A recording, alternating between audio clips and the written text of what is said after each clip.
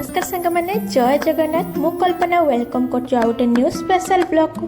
तो special blog कौन पे कहली वीडियो को लास्ट पर्यंत देखंतु। हाँ सांग मैंने वर्षे हेलाणी मु जो दिन को वेट करथिली फाइनली से दिन आसी जाइछि आउ ता हेउछ मो हस्बैंड करा बर्थडे सेथि मु मार्केट जाइकि मोर गुटे छोट केक नहीं आसथिली आउ ताको मु राति 12टा बेले सेलिब्रेशन करूची।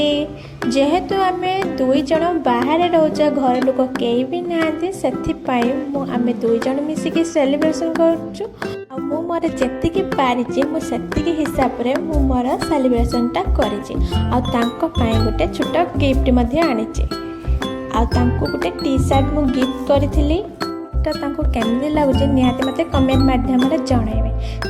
बर्थडे सेलिब्रेशन जिते बड़ आकार कले सांग मैंने जिते भी केक आनिकी जमी भी भल भाव सेलिब्रेशन कले भल लगे जदि आप मंदिर न जाइए ना टोटाल भी भल लगे आपाई मुझे सकाल सकाल उठी गाधुआ पाधुआ सारी चलि मंदिर दर्शन करने ना पूजा करने आ पूजा सारी सारे मुझे प्रसाद टाइप दिखती पूजा सरला रूम को आसिक मो ठाकुर पूजा करदे मो पेट पूजा।